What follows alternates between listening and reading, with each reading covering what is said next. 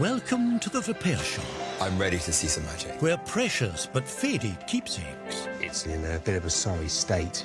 Deep breath. are restored to their former glory. New beginnings and new memories. Lovely. We could do that. A dream team of expert craftspeople Perfect teamwork. That's the fun part. It's going to look absolutely stunning. using traditional techniques passed down the generations. If someone's made it, then I can fix it. Go on, my son. Restore irreplaceable treasures Take it away, Mark. and unlock the stories that they hold. Oh my God! It's like it's brand new. You're a wizard. Thank you so much.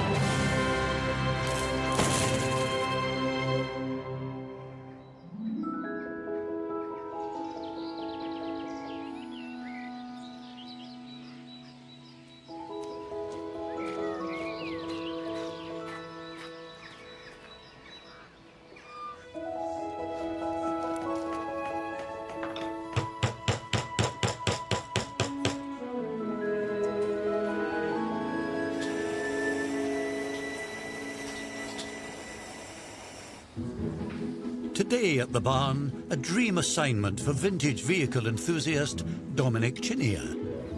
Courtesy of siblings Becky Roberts and Al Richards from Wiltshire, who come bearing tales of a childhood spent in the fast lane. Hi. Hello. Are you okay? Hi. Hi. This must be yours. It's incredible. Well, I'd say it's mine. It's technically my brother's. Well, please tell. I've got so many questions. Can we start at the beginning? Where did this come from? Yeah, my father, Derek, made it. He made it. Yep. From scratch. Yeah, he made it. Yeah. He was a trained mechanic and avid motorcyclist. He raced motorbikes in motocross in the late 50s, early 60s. Proper old-fashioned mechanic. He did all the maintenance on our racing bikes, on his own bikes. He also used to sort of service and repair people's cars. When he did his national service, he was working on aeroplane engines in the RAF. But yeah, he was always just one of those, just mechanical stuff. He could just figure it out all. Yeah. You know, and He was a very popular, well-liked he was a source. character. A lot of people would come and ask his opinion and, you know, how do we do this and what am I doing here? And Yeah. What an amazing guy. What was Dad's name? Sorry. Derek. Derek. Then when they had me, he went out into my granddad's workshop, put this together from scratch in 1969, I would think. I was 3 months old. For you as a 5-year-old, when you see the pictures of you sat on it, there must have been a point where he came in and measured you and said, right, how high does this need to be? And all of those kinds of things. But he's nailed it. Like, proportionate. Yeah. That's it. It's perfect for a 5, 6-year-old boy. For me, the bike shows Dad's skill. Everything about it says, Dad. It's Dad. This is my dad. This is our dad. Yeah. Yeah. I could actually ride that before I could ride a push bike, which seems peculiar. That's amazing. Me and my cousin would be taken to sort of the local village fetes, and we'd be like one of the turns, just driving it around, doing a few laps. And that led on then into racing a schoolboy motocross a couple of years later. Becky, do you have memories in your childhood with this bike? It's always been in my life. You did get to ride it then? I definitely got to ride it. But it's just always been in my life. And I guess motorbikes have as well. Constantly. My late husband, Tommy, he was as mad on bikes as well, wasn't he? Yeah, I knew Tom briefly before Beck did. But I met him when I was 16, got married 2 years later. So many ways was similar to our dad. Just two very, very, clever, gentle family men. And he was diagnosed 4 years ago with early onset dementia at the age of 55. So sorry. Shockingly, he died 18 months later. I mean, that must have been a tough time to get through. It was a very tough time, and... It's okay. We wouldn't have done it without my brother. No. My brother is not my rock, just my rock. And for me, I would love, as my way, to say thank you to my brother, to pay tribute to our wonderful father and the wonderful father that my children lost, with the little red bike looking something a little bit happier, a little bit happier. Oh, just so many the memories and emotions sort of wrapped up in It's them. all wrapped This up is in one object. a perfect tribute Yeah, for absolutely. two amazing people. Absolutely. What are you hoping I can do to it? Bit of a dust-off, really. Yeah, new chain. It's already got the oil in it. Yeah, Okay. there we go. It's just to make it look the way that it looked when Dad sort of, you know, obviously it's a hand-done paint job that he did himself. Yeah. If it looks as good as I hope, and putting no pressure on you, you can make it look, it won't be living in the shed or the garage anymore, it'll be in the house. But I would very much like to know that it runs and it's... Getting it working, you can go there and kick it, it'll start. Yes. And That's it. I'm honestly honoured that you're trusting me with this bike. I cannot wait to get started. Thank you. Thank you. Thank you. Thanks so much. Thank you. Bye-bye. Bye-bye. Bye-bye.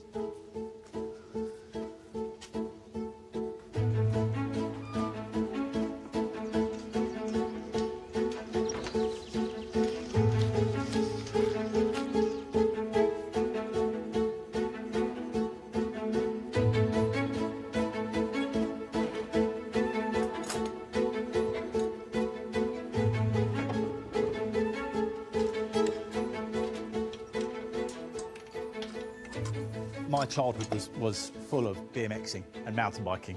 That has escalated now into full-size motorbikes that I just adore. So it's an absolute dream to be working on this. Unfortunately, I don't know where to even start with the list of repairs that needs to be done. I need to assess every single component.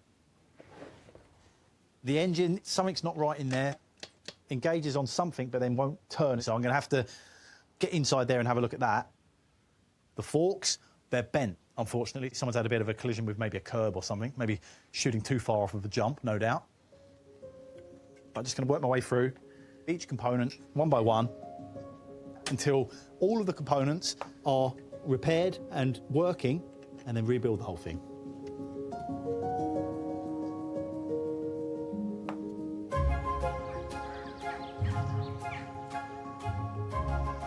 Do you know what's coming in? Yeah. Are you going to tell me? No. Oh, come on. Give me a hint. You will love it. Okay. You will love it. Here to put leather expert Suzie Fletcher out of her misery, Charlotte Bray from London. Hello. Hi. Hi. This is my handbag. That's a lovely bag. Thank wow. It's fantastic. Where did you get it from? I got it on a family trip to New York when I was 16. I got it in a vintage store in Manhattan. It's originally from Saks department store, you know, which is a really big kind of like iconic New York shop. Yeah. It was kind of trip of a lifetime for our family. First time kind of long haul with me, my mum, my two brothers. And my mum, she'd always said she really wanted to go to New York, like, oh, I want to go, I want to go. And what's your mum's name? Jane. Jane. Yeah. She was a primary school teacher. She was a single parent. We didn't have loads of money. And then she kind of made this final dedication. She was like, right, we're going to go. I'm going to save. She worked really hard for a couple of years saving up so that she could take us and made it happen. So, yeah, it was really, really meaningful. So she was very committed. You think, you know, single Very. mum with 3 children. Yeah, that must very. have been such a challenge. Hard work for her, yeah. Yeah. I found a sort of a budget list, and right at the bottom it said, personal for me, sort of 0. You know, just like really such dedication to kind of get us all there. Oh. We had 10 days there, all staying in one room in a youth hostel. We did all of the big tourist stuff. It was just such a fun, kind of no-holds-barred holiday for us. Amazing. So this really is kind of my last bit of memorabilia from that trip. And Mum passed away in September last year. Goodness. From a brain tumour. She'd always said that she wanted to be at home the whole time, and we did manage to achieve that for her. Like, she was at home right until the very end of her life. It was almost a bit of an honour to be allowed to care for her, to kind of give back to her what she'd given to us. That's lovely. What was she like as a mum? I absolutely adored my mum. She was really special. She was a really kind-hearted person. She encouraged us to kind of find our own way, do our own thing, but was always on hand with good, solid advice. It's kind of one of the reasons that I want to get this bag back in action, is because It represents to me that holiday we had, good memories of that trip and kind of how hard my mum worked to take us. So your mum saw this. What did she think when you bought it? Mum was really pleased for me, you know. It was the first kind of, like, grown-up handbag that I ever had. She was very much like, if it's something that you think you're going to use, go for it. And I did use it. A little too much, maybe. I used to take it on nights out with me. I think I had it over my shoulder and somebody pushed past me in a club queue and it got ripped off my shoulder. Right. Oh, I was gutted. Yeah. I was really upset. It's been sat in a box for, I mean, literally 16 years now. Apart from the obvious chain being ripped out of the lining, the side seams have kind of been coming apart. Right. You can see where I have unsuccessfully tried to sew them back up. I've never done anything to the suede. I don't think it looks too bad. It doesn't. But, it really doesn't. You know, a little bit sort of worn in places. It'd be really special to have it feel alive again. It's just to kind of say, like, a thank you to kind of what she did for us, really.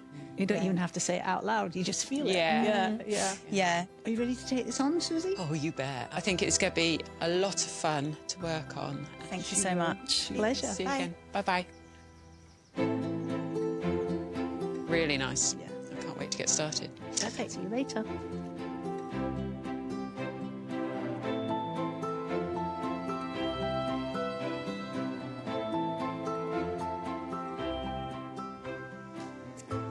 Love this bag.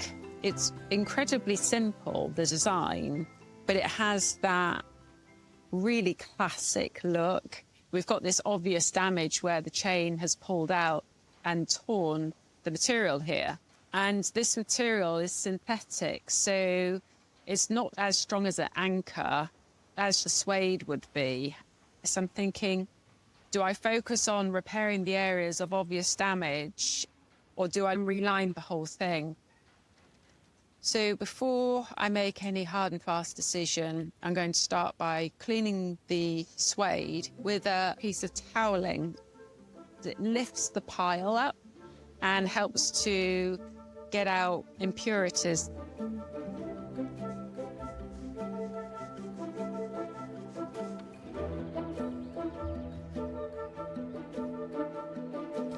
The little red motorbike is dismantled, and Dom is going the extra mile to get its engine working. Carburetor, the starter plate, all of these parts, I'm looking for cracks, damage, wear, that may be a reason why this engine potentially stopped working, and I have found something majorly wrong. This gear, which is the final drive gear, so that all the power from the engine is transferred through that shaft, through this gear, to the back wheel. Two things that I can see quite clearly that are wrong. Number one, I'm missing a tooth. Well, I'm not, but this is. Worse than that, this tiny little key, this half-moon piece of metal, locks the shaft on to this gear. There's a cutout in the shaft and a corresponding cutout in the gear. Unfortunately, this key, it's snapped. It's still in there and there, but just in two pieces. So this engine, if I did just get it running as it was, that shaft would have been spinning without the actual gear spinning, which means the bike wouldn't go anywhere. This is where I'll reach for my notepad and start a shopping list. I need to add a new final drive gear to that, a new key, fix that, and who knows what else I'm going to find once I get this engine open.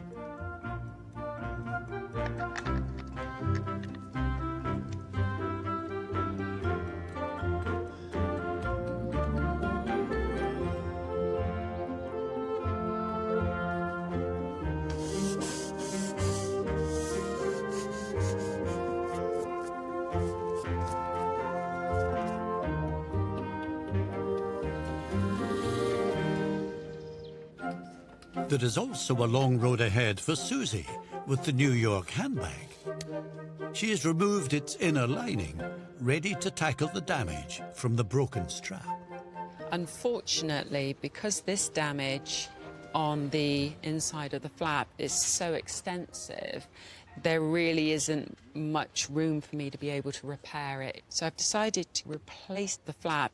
I have my new piece of lining material cut out, and I just need to glue the stiffening material into place. I'm going to use a PVA, which, once it dries, it has the flexibility that you still need. If you use a glue that dries hard, then it can just make it too stiff and kind of crackly. So I'm just going to pop this in place. I want a nice, flat, smooth lining, keeping that pressure nice and even. And then I'm just going to put some weight on it while it dries. And I'll be ready to move on to trimming off the old lining, ready to seam in the new.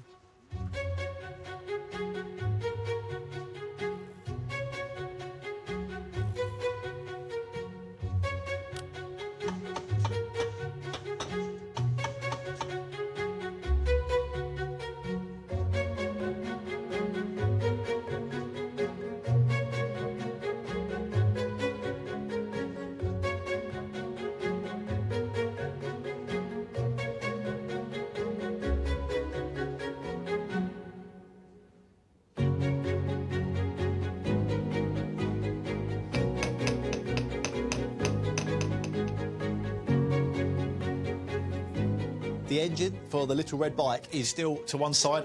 I've got all of the components for the frame here, but I'm not sure who we're blaming, Becky or Al, for bending the forks on this little bike, but somebody has had quite a serious accident. That is supposed to be straight. This part of the sort of front forks of the bike is actually the suspension. So there's this sort of collar that slots over, and basically the wheel would sit at the bottom of the fork, and there's a spring that fits onto the top, and as you launch off of the huge jump that you've made in the field, as the wheel hits the floor, this spring compresses, and this collar needs to slide up and down. So a bend like that is going to make the whole system bind up and not work properly. All I can really do is use this hydraulic press and try and sort of persuade it back as straight as I can get it.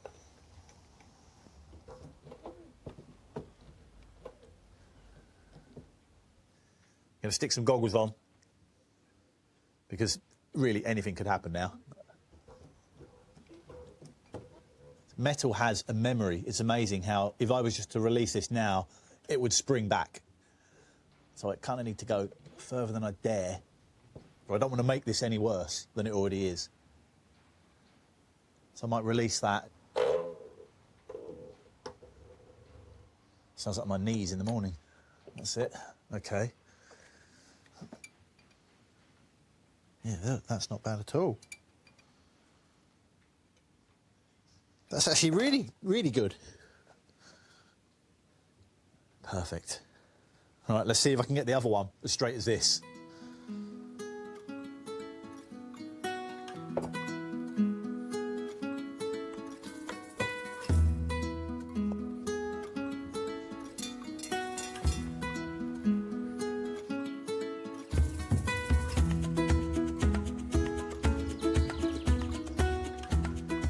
Am I right in believing that you repaired Bagpuss? I wanted to repair Bagpuss. I was going to see my dissertation, TV puppets from the 1960s and 1970s. Yeah. But when they finished filming Bagpuss, they just put him in a tin trunk. So he was really well preserved. Oh, was he? Yeah.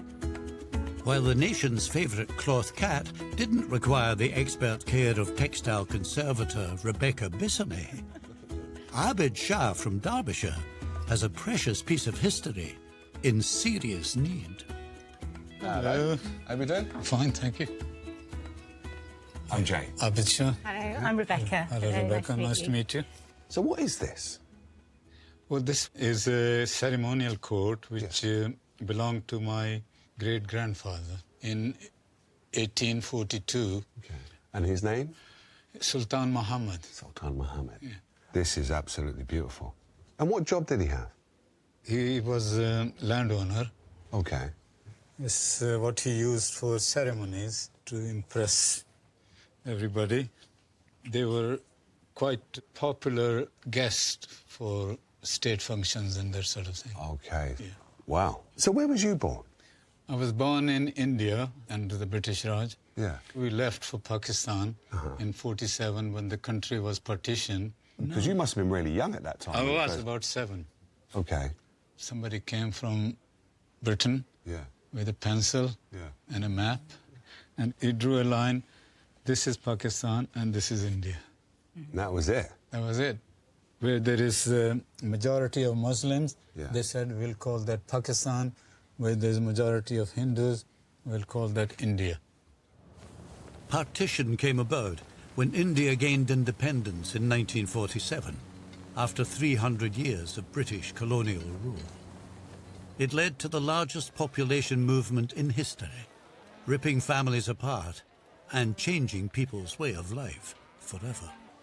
I can remember seeing bodies lying besides the train. Yeah. We were being shot at, and my mother telling me, get under the seat, get under the seat. Things were so bad at that time that people who lived as neighbors for decades, side by side, they were killing each other. Seriously? Seriously. But all of your family made it through, yeah? And they all made it. So did the coat come with you to Pakistan, or did it stay in India? Sultan Muhammad's son, he decided to come and live in Pakistan because the country was partitioned, and he sent all his luggage. Yeah.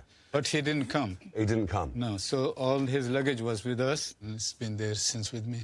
So the luggage came, and this was in the luggage then? Yeah. The condition that it's in is quite, it's had some, well, it's well loved, I would say. It is. I think it's because it's been in the trunk for many years. And what would you like Rebecca to do to this? Don't know about this split. Yeah. I don't know if you can stick it together or something. We might try a bit of stitching. Inside too. So I think few pieces maybe. Yeah. Oh few my God. pieces, look at that. Wow. Sorry. It's everywhere. I take my words back. Will you be wearing it? I might do, but intentionally to treasure it. I wish I was born in their time and spending my life like them, having a laugh with their cousins, and they lived on the land. A more simpler life. That's it. So when you look at this, do you think of your great-grandfather? Yes, keep the connection with him, my connection with him. Yeah. His connection with me. Yeah. Bless you, sir.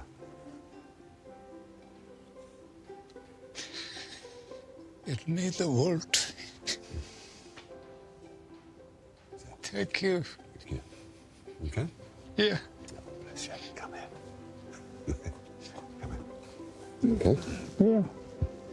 You're done good, man. Thank you. Good. Okay? Avid, thank you for bringing us in. My pleasure. Okay? And telling us your family history. Thank you very much. Thank you. Nice to meet you. Nice to Leave meet it with you. us, and we'll be in contact soon. Yeah. Okay? Thank you very much. See you again. Take care.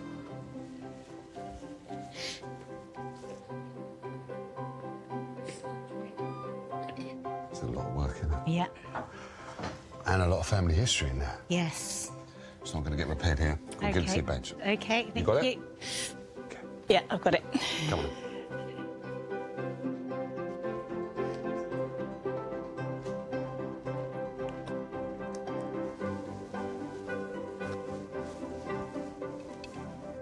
So, in 20 years of textile conservation, I have never come across a coat like this before. Originally, it would have been a really bright green. We've got multiple splits at the hem, at the pockets. The collar is almost completely detached up at the top there. If we have a look on the inside, this lining, see there's quite a big bit missing there. So the first thing I'm going to do is take some measurements so I get a full picture of what I'm actually dealing with, so I know how I'm going to go forward.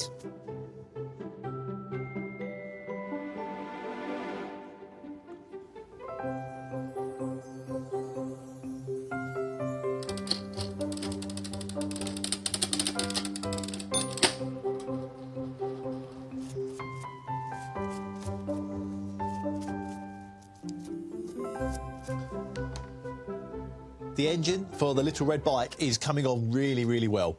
I've stripped it completely down, and most of the major components I've sent away to be vapour blasted, and leaves you with such a pristine, beautiful, clean finish, which is what you need inside an engine. The main block is back together, and I can now start working on the next stage. So I've got a new gear and a new Woodruff key. You can see it's bigger than the original one because it's now in one piece. And it's time to install them. And that fits in there nicely. Perfect. Hopefully now, if I get a pedal, away we go. Now, as the engine's turning, that keyway, that new Woodruff key is doing its job perfectly. And now that gear is spinning with it, which will then drive a chain to drive the back wheel. Before, with that snapped-off Woodruff key, the engine would be spinning, but the gear would be sitting still. I just need to now assemble the rest of it and get the engine bolted back into the actual bike frame and try and start it up.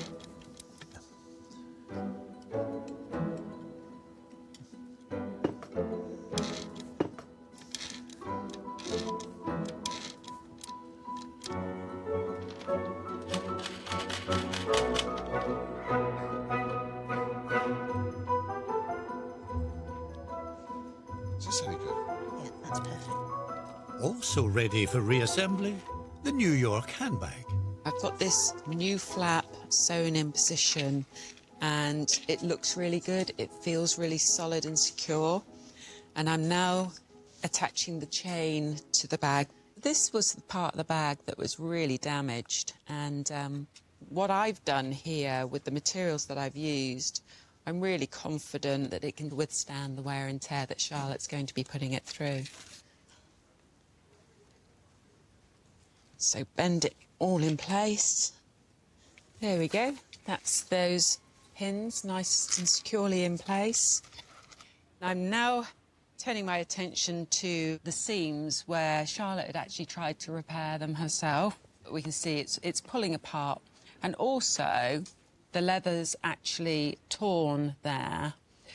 I'm going to put some reinforcing leather on just to strengthen that area.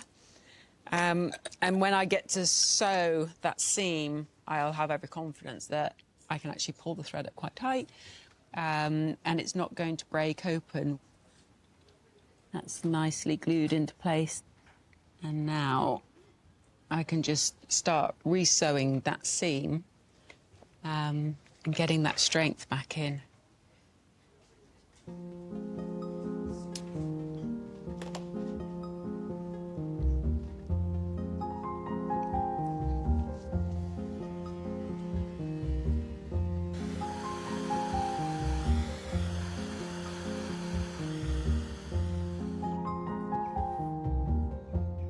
In the outdoor workshop, textile conservator Rebecca has concocted a solution to salvage the crumbling ceremonial coat.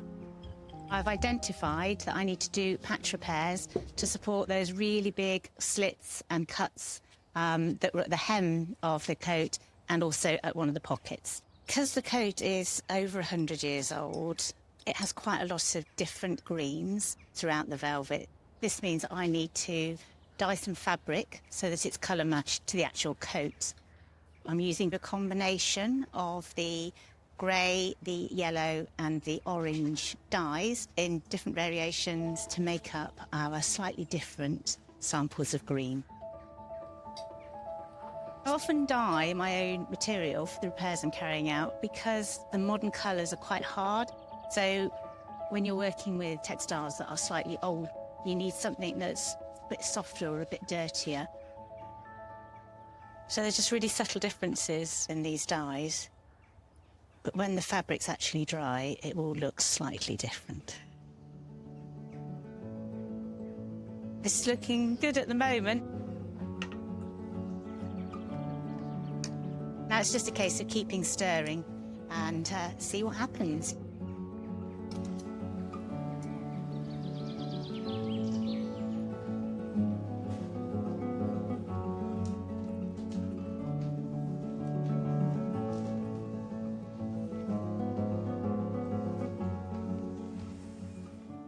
I've got the samples that I've made from the dyeing and they're looking pretty good. So I'm going to start with this slit down in this corner. I need to insert this fabric. Once that's in place, I can do some stitching over the area that'll hold all the bits in place.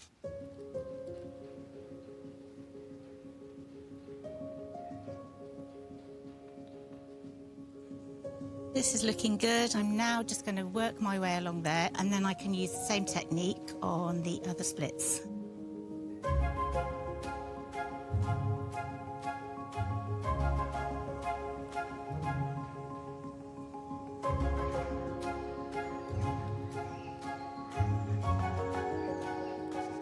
The little red motorbike's revamp is nearing the finish line. But before Dom fires up its engine, he's spotted an all-important detail that he wants to recreate. And I've had this picture on my desk for most of the time whilst I've been working on it to make sure I can try and get all the details nice and accurate. The racing number on the front used to be a number 7. Someone's painted over it and painted a number 4. I have no idea why, but who am I to question it? I'm just going to replicate that. That's what this is all about. Taking Becky and Al back to their childhood, those happy days they remember racing around the fields on this bike. Perfect. That looks good. I'm pleased. That is just the finishing touch that it needed. I'm so close to that test drive. I can't wait.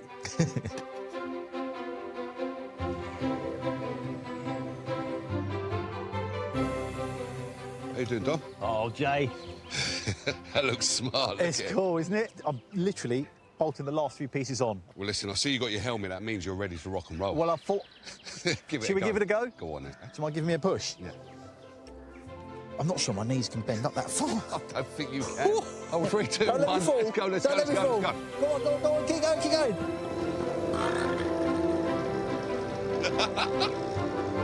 Go on, my son. Perfect, perfect.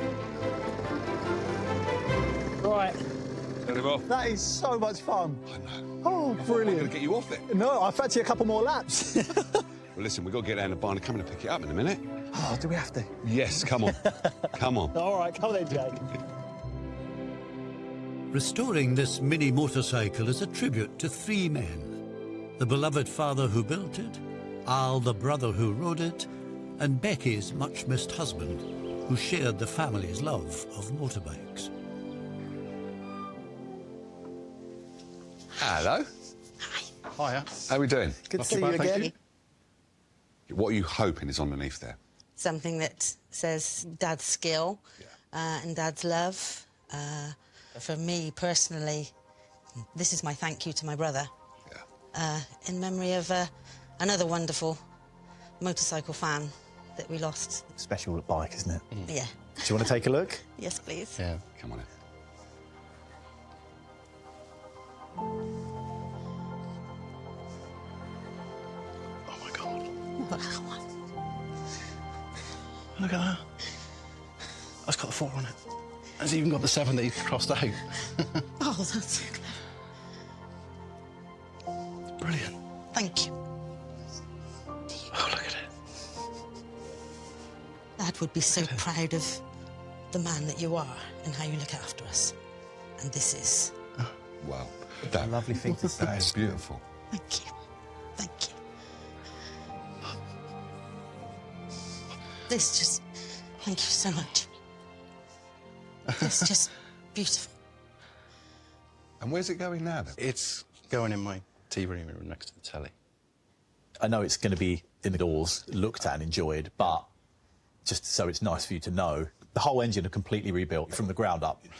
Well, I tell you what, I can't thank you enough for bringing this in, because this has made this young man so happy. Well, thank you. It's been lovely Thank to you meet so both. much. Enjoy it. Thank That's it. you. Brilliant. Come on, Jay. Fantastic. It's kept all of its original character. As I get older, I like my nostalgia, and the bike's a big part of that.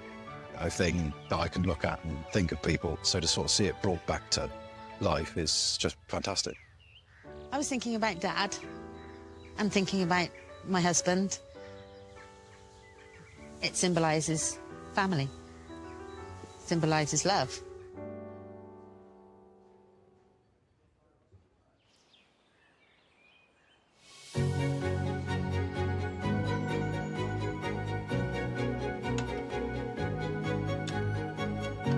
More mid-repair than ready to wear, the ceremonial coat. A large hole in its fragile lining means textile conservator Rebecca still has more patching up to do. I need to make it strong. So I'm using this net, which I have dyed to colour match the lighter areas here. And I'm putting a piece behind this area of loss and then another piece on top. And this way I can stitch around this area. So all of this will be securely held in place. By using this method, I've got like this little window on the past. It's showing the original craftsmanship. It's just there for everybody to see. Okay, so I'm just going to carry on with my stitching, and I think that's going to work nicely.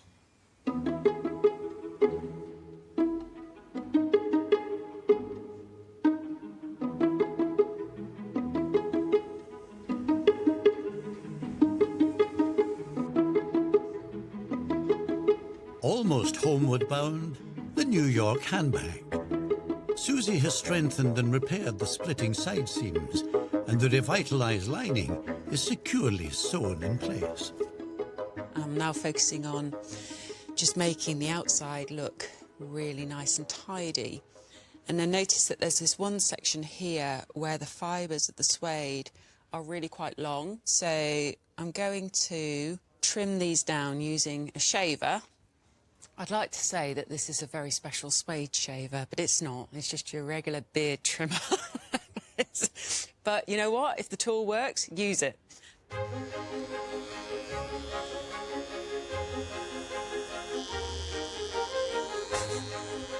You see those fibres are just pinging off, which is great. This has been a wonderful bag to work on. I really hope now that Charlotte's able to use it, we'll just remind her of that fabulous trip with her mum to New York and bring back all those happy memories. This vintage shoulder bag is a tangible reminder of a once-in-a-lifetime holiday and the remarkable mother behind this adventure. Now Charlotte's returned to reclaim it. Hello. Hi. Nice to see you again. And you, hello. So you ready? I'm really excited to see what's been done with it, actually. You ready to see it? I think so. Okay, here we go. Oh, wow. It looks so beautiful. Can I open it? Yeah. Yeah? Yeah. Oh, wow. Oh, you've done such an amazing job. Thank you so much. Oh, wow. It's so amazing to have it back. So seamless. I mean, this was really, really ripped up. Honestly, I love it. I love it again. Yeah. Yeah. It's stunning. Good. It just, like, screams New York. Like, I think if you asked me or either of my brothers, we'd say, like, #1 trip we've ever been on, and, like, the hard work that went into taking us there was just, like... It was a really, really special family holiday. Perfect. So, yeah, to have it back is just amazing. I'm just desperate to get it out and about as soon as possible. I'm going away this weekend. Maybe I'll use it then. She's going away the weekend. Got to let her go, innit? Yeah, absolutely. Let me take it away with me. Thank you, guys. Looks very nice. Thank you so much. right. You too. Thank You take care now. Bye-bye. It looks absolutely beautiful. Like, I can't stop touching it because it feels amazing as well. I'm always going to think of my mum when I look at it. We were really, really close.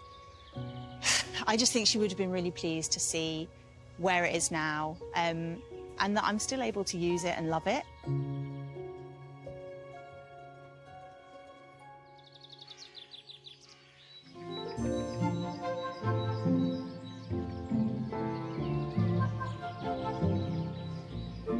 Rebecca's masterful restoration of the pre-partition ceremonial coat is nearly all sewn up. Very excited. This is the final stage, so I'm just going to pin this collar. And then this will be my last bit of stitching. So it's really important to repair the collar because it's just going to collapse back in on itself. It needs to stand proud, and it really just sort of finishes off the coat. I find sewing a very therapeutic thing to do. Your mind can start to sort of drift away a bit. I'm going to finish stitching the rest of this braid down, and then it'll be ready to give back to Avid.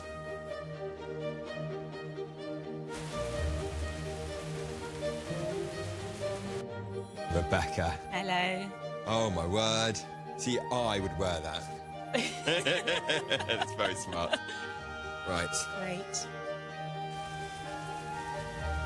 For Avid, this relic from the Raj is a cherished link to his past life in India and that of his distinguished great-grandfather. Hi there. Hello. I'm Will. Really nice to meet you. Nice to meet you, Will. Nice to see you again. Nice How are to you? see you, Rebecca. Yeah, fine, thank you very much. Good. I'm excited. Yes. Good. Yeah. And nervous. Why are you nervous? He was in pieces. Now I'm hoping it won't be in pieces. I think we should have a look. Yeah. Yeah? You ready? Okay. Thank you very much. Yeah? Okay.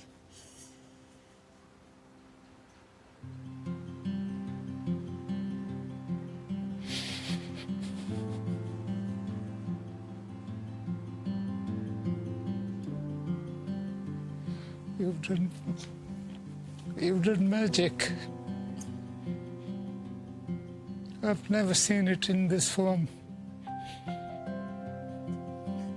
Thank you. Oh, it's my pleasure.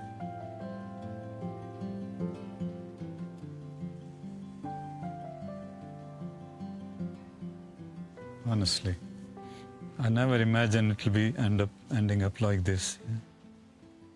Wonderful. Oh, well, I'm glad you like it. I love it. I love it, honestly. And it's, oh, look at that. Yeah. Oh. It's amazing, absolutely amazing. Just going to treasure it. Now, I know that you said looking at this sort of made you want to sort of live in that time, live in that era. Rebecca, can Avid try this on? Yeah. Yeah? Oh, thank you. Okay, so we're going to take it off and Oh, out yeah. the back, and we can come either side of you. That's There we it. go. And then pop it on the shoulders. Oh, oh, Oh, wow. oh, yes. There you go. Look at that. How does it feel? Wonderful. Thank you very much. I'll take good care of it. Give us a turn. That's Oh, really yeah, nice. look at that. To wear the coat for the first time was like magic. Like I'm living the life in that era where my ancestors were. Something I always wanted to do. It was always my dream to connect with them, you know, like I'm with them.